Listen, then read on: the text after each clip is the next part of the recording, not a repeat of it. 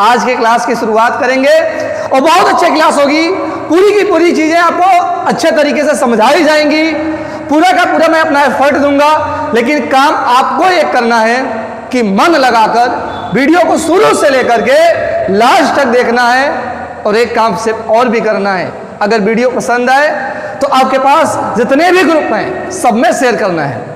Channel को subscribe करना नहीं भूलेंगे और अपने भी सब्सक्राइब कीजिए, अपने साथियों दोस्तों से भी कराइए, ताकि इस मिशन को हम लोग और आगे तक लेकर जा सके। आइए, आज की क्लास है पॉलिटी की क्लास 2।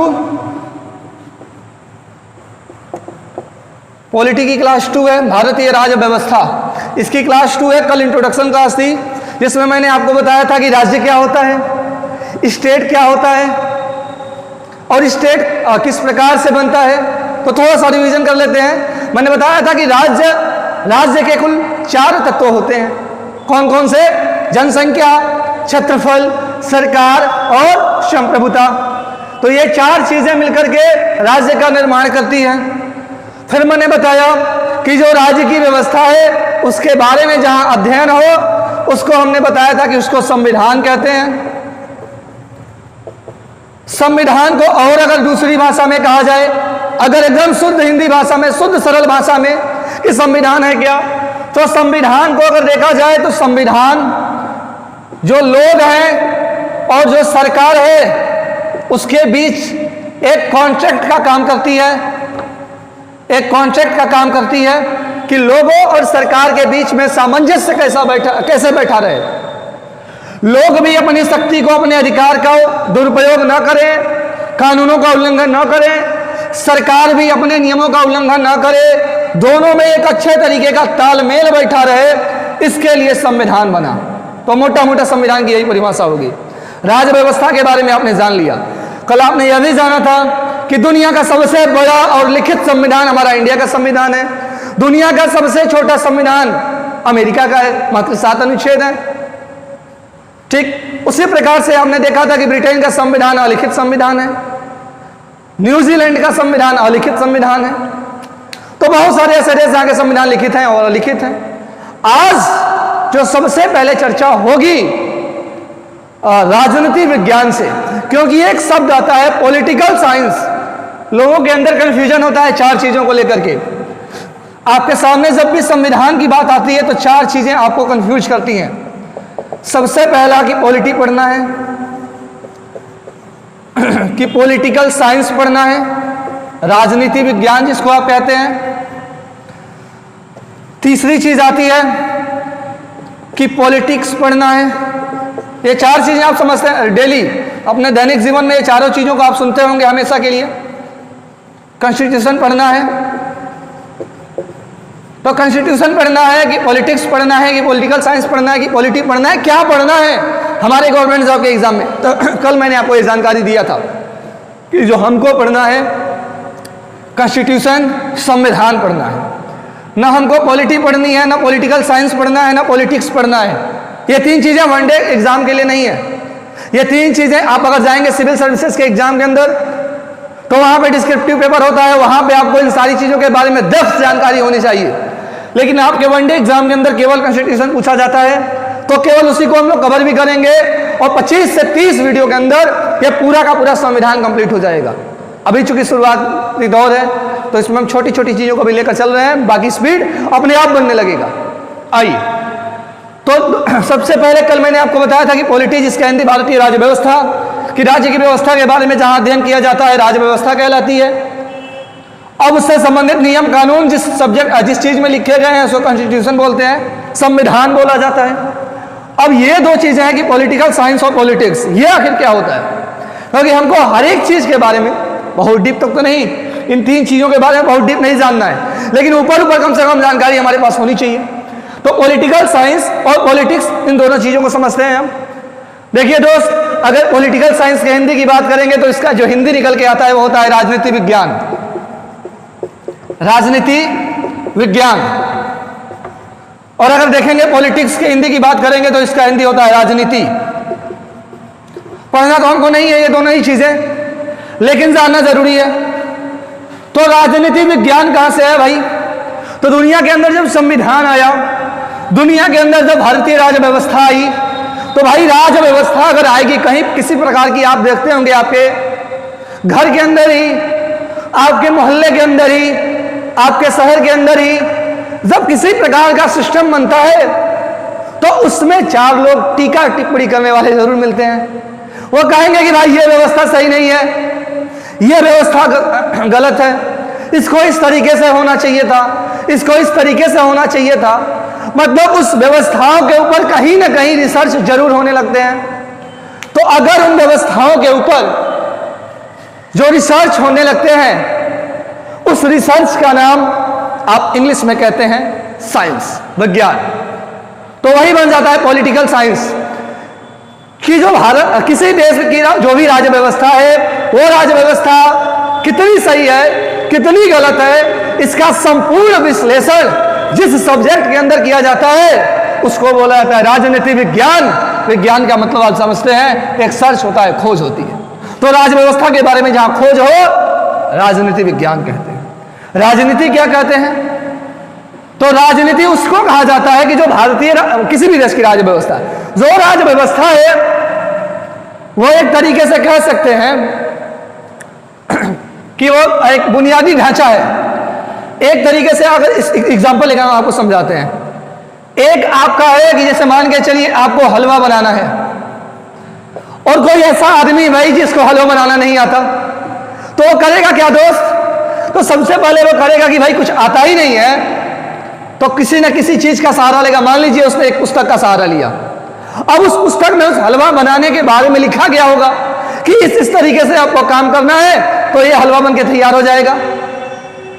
तो एक तो चीज है कि जो किताब है जिसके अंदर ये नियम बताया गया, और दूसरी चीज है कि आदमी उस काम को प्रैक्टिकल करेगा तभी हलवा खाएगा। तो एक चीज सैद्धांतिक है और एक चीज प्रैक्टिकल है। तो सैद्धांतिक जो चीज है वो आपकी संविधान है, पॉलिटी है, राज्य व्यवस्था है, और जो उसका प्रैक्टिकल रूप है वो आपको मिलता है पॉलिटिक्स के अंदर, राजनीति के अंदर। जैसा कि आप जानते हैं कि भारत देश के अंदर एक प्रधानमंत्री होगा, कौन बताता है? ये एक राजनीतिक व्यवस्था है। भारत का एक राष्ट्रपति होगा, कौन बताता है? ये एक राजनीतिक व्यवस्था है। हर राज्य में लगभग मुख्यमंत्री होंगे, कौन बताता है? राजनीति बताती है। तो ये सारी की सारी चीजें राजनीति के बारे में आती हैं। अब सबसे पहले हमको लग रहा है कि कल भी हमने आपको राजनीति की चर्चा की, आज भी की है, तो सबसे पहले यह जानना जरूरी है कि राजनीति आया कहां से है। क्योंकि जब तक हम ये नहीं जानेंगे, भाई साहब तो बार बार हम यही कह रहे हैं राजनीति राजनीति राजनीति, लेकिन ये आया कहां से? तो सबसे पहले ये भी जानना जरूरी है कि राजनीति आखिर दुनिया के अंदर आई कहां से। तो आइए मैं आपको सैकड़ों सालों पहले की एक बात बताता हूं। एक छोटी सी कहानी है, और उस छोटी सी कहानी से इंडिया का कोई ऐसा एग्जाम नहीं जिसमें प्रश्न पूछा गया हो। मैं बात कर रहा हूं ग्रीक के एक दार्शनिक सुकरात की। आप सभी जानते हैं कि सैकड़ों सालों पहले लगभग दुनिया के हर एक देश के अंदर राजाओं का शासन चलता था, प्रजातंत्र की सरकार थी। तो यूनान ग्रीस के रहने वाले एक दार्शनिक हुए सुकरात साहब। उन्होंने क्या किया भाई? तो उन्होंने राजतंत्र का, प्रजातंत्र का विरोध किया। विरोध किया। क्यों विरोध किया? क्योंकि आप राजाओं की कहानियां बहुत सुने होंगे, इतिहास पढ़े होंगे, तो ये जानते होंगे कि राजाओं का शासन किस तरीके से चलता था, है ना? किसी प्रकार की दया उन लोगों के अंदर नहीं होती थी, बर्बरता से भरी हुई जो उन लोगों की पूरा का पूरा उन लोगों का आचरण होता था कि जनता के प्रति किस तरीके का व्यवहार करना है, नहीं करना है, उन लोगों को उससे कोई मतलब नहीं होता था, केवल अपने सत्ता का विस्तार, अपने राज्य का विस्तार।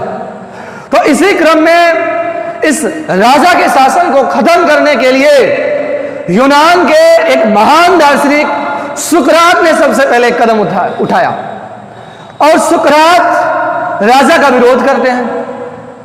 जब सुकरात राजा का विरोध करते हैं तो लोग उनका उपहास उड़ाते हैं कि भाई पागल हो गए हो क्या? क्या तुम नहीं जानते कि राजा को किस उपाधि के नाम से जाना जाता है? राजा इस समय का, उस समय परंपरा चल रही थी कि राजा को भगवान का दर्जा दिया जाता था। तो लोग ये धमकाने लगे कि भाई अगर तुम इसका विरोध करोगे तो ये जो राजा है ये आपको कतई नहीं छोड़ेगा, मृत्युदंड दे दिया जाएगा। लोगों ने समझाया, लेकिन सुकरात समझने वाले थे नहीं। उन्होंने अपना विरोध शुरू किया और विरोध इस लेवल तक पहुंचा कि उनके साथ लोग जुड़ना शुरू हो गए। उनको बात सही लगा भाई कि भाई जो राजा कर रहा है वो ठीक नहीं है, तो इनके साथ बहुत सारे लोग जुड़ने शुरू हो गए। अब जब लोग जुड़ने शुरू हो गए तो उन्हीं में एक शिष्य था इनका, जिसका नाम आप लोगों ने सुना होगा, प्लेटो। प्लेटो एक शिष्य था और प्लेटो जो है बहुत ही विद्वान था। आप सभी जानते हैं कि सुकरात जो था वो एक तरीके से निरक्षर था, पढ़ा लिखा नहीं थे। सुकरात एक तरीके से इलिटरेट आदमी थे, अशिक्षित थे, लेकिन उनका जो शिष्य था प्लेटो वो बड़ा विद्वान था। तो प्लेटो ने सहायता किया किसकी? अपने गुरु सुकरात की। सुकरात जो भी बातें कहा करते थे उसको एक पुस्तक में नोट करता रहा। उसको प्लेटो एक पुस्तक के अंदर नोट करता था और वही पुस्तक आगे चल करके बहुत ही फेमस हुई, जिसका नाम आप सभी जानते होंगे, द रिपब्लिक। द रिपब्लिक तो बहुत बार एग्जाम के अंदर पूछा गया कि द रिपब्लिक किसकी रचना है? तो प्लेटो की है। सवाल यह भी पूछा जा सकता है आपसे कि प्लेटो किसका शिष्य था? तो किसका शिष्य था दोस्त? सुकरात का। तो सुकरात का शिष्य हुआ प्लेटो। सुकरात की इसने सहायता किया प्रजातंत्र को खत्म करने के लिए, और जितनी भी, जैसे उस समय इंटरनेट ये सारी सुविधाएं नहीं थी, लोगों के पास जो माध्यम था, किताबें थी, तो किताबों के माध्यम से लोगों तक ये अपनी बात पहुंचाना शुरू किए। द रिपब्लिक किताब बहुत फेमस हुई और लोगों तक पहुंचती चली गई। अब प्लेटो और आगे चलकर एक काम करता है। इसने एथेंस के अंदर, जो एथेंस था, इसके अंदर एक अपनी एकेडमी खोली। एकेडमी जिसका नाम द एकेडमी नाम से इसने अपनी एक एकेडमी खोली और इस एकेडमी में और भी लोगों को शिक्षा दिया, जागरूक किया कि जो राजा का शासन है वो बिल्कुल सही नहीं है, इसको खत्म करना है किसी तरीके से। तो द एकेडमी में बहुत सारे स्टूडेंट पढ़े और वहीं से इस प्लेटो का एक शिष्य निकल के आता है, जिसका नाम आप लोगों ने सुना होगा, अरस्तु।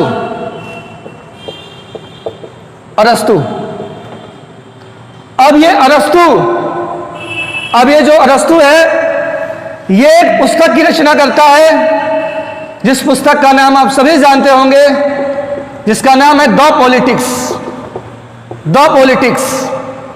अरस्तु द पॉलिटिक्स जो ही इस पुस्तक की रचना करता है, उसी दिन से इसको राजनीति विज्ञान का जनक कहा जाने लगा। तो दुनिया के अंदर जो राजनीति चल रही थी, जो प्रजातंत्र चल रहा था, वो कहीं ना कहीं अब जाके खत्म हुआ, और अभी भी खत्म नहीं हुआ। अभी तो इसको जनक माना गया राजनीति विज्ञान का। मतलब इसको लोग वरीयता देना शुरू किए कि भाई अरस्तु जो कर रहा है वो बात सही कर रहा है, क्योंकि अभी तक सुकरात से लेकर के और अभी आपने देखा प्लेटो को और अरस्तु को, तो इन तीनों में सबसे ज्यादा विद्वान और सबसे ज्यादा प्रभावशाली अरस्तु हुआ। इससे भी ज्यादा प्रभावशाली इस दुनिया में हुआ इसी का एक शिष्य, जिसका नाम था सिकंदर, जिसका नाम आप सभी लोग जानते होंगे, वही सिकंदर महान, जिसने पूरे विश्व को जीत लिया था। तो सिकंदर आया और सिकंदर इस जो मंसूबा था सुकरात का कि प्रजातंत्र खत्म हो, हम लोगों का शासन चले, यह जो तानाशाही हो एक तरीके से खत्म हो, तो तानाशाही को तो खत्म नहीं कर पाया, लेकिन कहीं ना कहीं जो सिकंदर है, इनके कुछ न कुछ विषयों को जरूर अमल किया और उस चीज को लागू किया। तो ये जो चीजें थी, ये बस बताने का एक ही पर्पस था कि पूरे विश्व के अंदर राजनीति किस प्रकार से चल रही थी, इसका उदय किस प्रकार से हुआ। सवाल किस तरीके से आपके एग्जाम में पूछे गए हैं, तो बहुत बार पूछे गए हैं कि प्लेटो इसने किस पुस्तक की रचना की, तो द रिपब्लिक की रचना की। इसने कौन सी एकेडमी खोली, तो द एकेडमी। ऐसे सवाल सिविल सर्विसेज का है, एक बार पूछा जा चुका है। ये द रिपब्लिक तो कई बार पूछा जा चुका है। उसके बाद से इस प्लेटो का शिष्य अरस्तु, पूछा गया कि यह किसने किस पुस्तक की रचना की, तो द पॉलिटिक्स।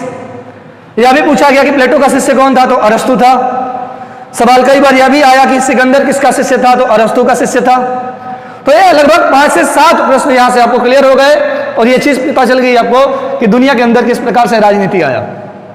अब हम आपको ले चलते हैं संविधान सभा की तरफ, क्योंकि ये तो दुनिया की पूरी राजनीति थी, कुछ भारत की राजनीति के बारे में हम लोगों ने जाना। अब जरूरत है, क्योंकि हमने कहा कि आपको एकदम पॉइंट टू पॉइंट हर एक चीज को बहुत ही कम समय में समझाना है। 25 से 30 वीडियो ही संविधान की आएगी और पूरा का पूरा संविधान कवर हो जाएगा। तो अब हम आपको समझाते हैं कि भारत के अंदर संविधान किस प्रकार से आया, इसकी मांग कब की गई, कितनी बार मांग हुई, कौन कौन इसके लिए आंदोलन किए, कौन कौन से ऐसे क्रांतिकारी थे जो इसके लिए आगे बढ़कर आए। तो आइए सबसे पहले इस संविधान को शुरू करने से पहले मैं आपको थोड़ा सा हिस्ट्री की तरफ ले चलूंगा। मॉडर्न हिस्ट्री का पार्ट है ये, लेकिन समझाने के लिए अभी जरूरी है। संविधान और संविधान के बाद से संविधान सभा को हम तभी समझ पाएंगे और संविधान बनने की प्रक्रिया को तभी समझ पाएंगे जब इस मॉडर्न हिस्ट्री के हल्के से पार्ट को हम लोग कवर करें। तो मैं बात बताना चाहूंगा, बात उन दिनों की है 1914। आप सभी जानते हैं 1914 से 18 प्रथम विश्व युद्ध चल रहा था। 1914 के अंदर महात्मा गांधी 1914-15 के अंदर महात्मा गांधी इंडिया आते हैं। और जब वो इंडिया आए दक्षिण अफ्रीका से, तो यहां पे भारत की स्थितियों को उन्होंने देखा कि भाई ये तो बहुत गलत हो रहा है। अब इस गलत होने के लिए उन्होंने मांग किया कि भाई ऐसा नहीं चलेगा, आप हम लोगों को भी कुछ अधिकार दीजिए, इस भारतीयों के पास भी कुछ ना कुछ अधिकार जरूर होने चाहिए। तो जब ऐसा डिमांड उन्होंने किया तो 1914 से 18 ईस्वी में, जैसा कि मैंने बताया कि प्रथम विश्व युद्ध चल रहा था, तो ब्रिटेन के जो उस समय के तत्कालीन गवर्नर जनरल और उस समय के जो शासक थे, प्रधानमंत्री थे, तो उन लोगों ने कहा कि भाई आप हमारा इस युद्ध में साथ दीजिए और मैं भारत को स्वतंत्र कर दूंगा। इस प्रथम विश्व युद्ध में आप हमारा साथ दीजिए, इसके बाद से मैं भारत को स्वतंत्र कर दूंगा। ऐसा प्रस्ताव जब महात्मा गांधी के सामने आया तो सत्य और अहिंसा के पुजारी महात्मा गांधी ने इस बात को माना और भरोसा जताया। और जब भरोसा जताया तो प्रथम विश्व युद्ध खत्म हुआ, समय बीता, लेकिन अंग्रेज वो गद्दार अपने बातों में नहीं खड़े हुए। जो बात उन्होंने कही थी कि हम भारत को स्वतंत्र कर देंगे, वो नहीं हुआ और भारत पुनः उसी गुलाम में जकड़ा पड़ा रह गया। एक चीज और मैं बताना चाहूंगा कि जब 1914 से 18 के बीच में जब प्रथम विश्व युद्ध चल रहा था और गांधी जी से अंग्रेजों ने डिमांड किया कि आप हमारा साथ दीजिए, तो गांधी जी ने भारतीयों से ये कहा था कि आप ब्रिटिश सेना में भर्ती होके और इन अंग्रेजों का साथ दीजिए और जो ही ये युद्ध खत्म होगा हम लोगों को स्वतंत्रता मिल जाएगी। तो जो अगर इन्होंने जो ये काम किया, सेना में भर्ती कराने वाला काम, जो इंडियन लोग थे उनको सेना में जो भर्ती करने के लिए उत्साहित किया गांधी जी ने, तो इनको एक उपाधि दी गई, भर्ती करने वाला एजेंट। तो भर्ती करने वाला एजेंट की उपाधि इसी विश्व युद्ध के अंदर दी गई महात्मा गांधी जी को। लेकिन जैसा कि मैंने बताया ये चीज सफल नहीं हुआ और जो हमारा इंडिया है गुलाम का गुलाम ही रह गया। इन लोगों ने अपने किए गए वादे के अनुसार काम नहीं किया, तो गांधी जी आंदोलन शुरू करते हैं। गांधी जी आप देखेंगे कि लगातार इसके बाद से आंदोलन पे आंदोलन और लगातार आंदोलन चलता रहा जब तक कि भारत स्वतंत्र नहीं हुआ। थोड़ा समय और आगे लेकर जाना चाहूंगा। ब्रिटिश में अगर देखा जाए, अंग्रेजों में तो सभी खराब नहीं थे। एक नाम था, बहुत सारे लोग कहते हैं कि सर महिलाओं का क्या महत्व रहा भारतीय स्वतंत्रता के अंदर। तो दोस्त, एक ऐसी महिला जो भारत की न होते हुए भी भारतीय लोगों के साथ खड़ी रही, उस महान लेडी का नाम, जिसका नाम आप सभी जानते होंगे, एनी बेसेंट। एक ऐसी महिला जिस समय भारत गुलामी से जकड़ा हुआ था, ब्रिटिश होते हुए भी भारतीय नागरिकों के साथ खड़ी हुई। और 1917-18 ईस्वी में जब वो भारतीयों के साथ अपनी आवाज बुलंद किया कि भारतीयों को स्वतंत्र करो, तो उनको तुरंत गिरफ्तार कर लिया जाता है। छोटी सी कहानी मैं इसलिए साझा कर रहा हूं बीच में, क्योंकि यह चीज जानना जरूरी है। एनी बेसेंट का जो इतिहास है, हर एक चीज वही नहीं पढ़ेंगे जो एग्जाम में आएगा, कुछ वो चीज भी जाननी जरूरी है और जो आपकी जानकारी के लिए अच्छी हो। तो एनी बेसेंट 1917-18 के अंदर गिरफ्तार कर ली गई। तो जब एनी बेसेंट की गिरफ्तारी हुई तो इसके विरोध में दो मुख्य दल, एक तो मुस्लिम लीग और दूसरा जो इंडियन नेशनल कांग्रेस था, इन दोनों लोगों ने पुरजोर विरोध किया कि भाई इस लेडी को छोड़ो, और अंग्रेजों को झुकना पड़ा। और जब झुकना पड़ा तो जो लेडी एनी बेसेंट थी, इनको गिरफ्तारी से छोड़ा गया, और जब ये छोड़ी गई तब इन्हीं को मतलब इतना बड़ा त्याग भाई भारतीयों के लिए इन्होंने किया था। जब इतना बड़ा त्याग भारतीयों के लिए था तो भारतीयों का दिल तो भाई शुरू से बड़ा रहा है।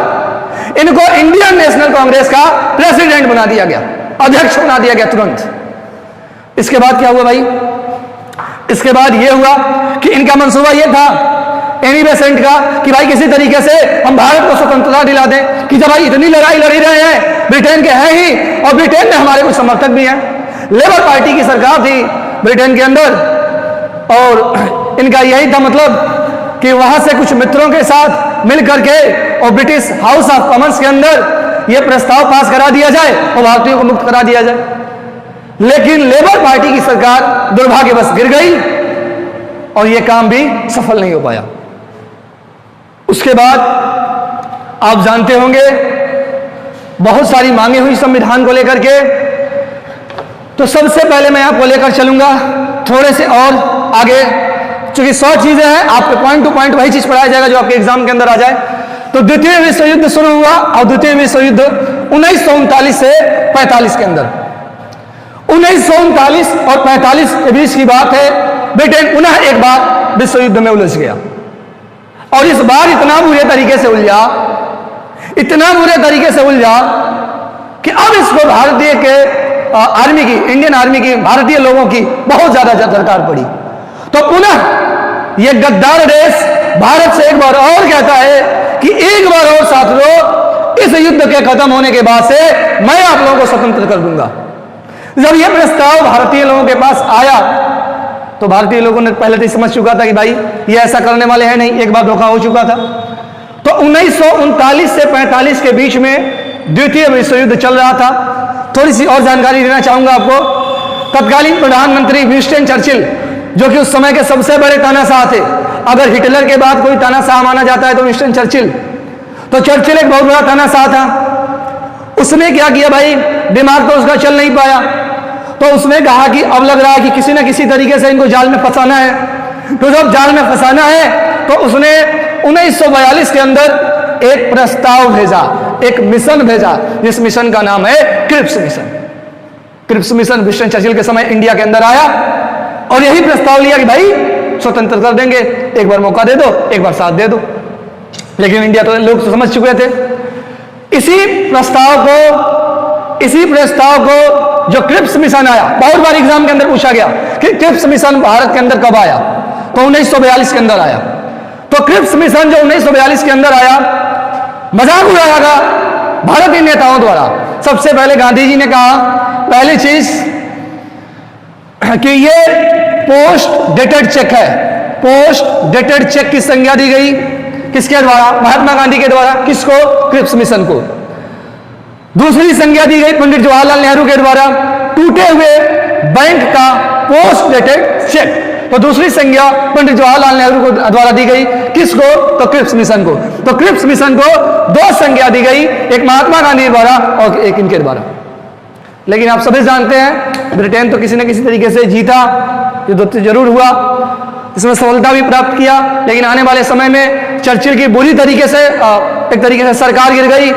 और आगे की कहानी बहुत लंबी है, तो कल मैं बात करूंगा आपसे और कुछ अन्य चीजों के साथ।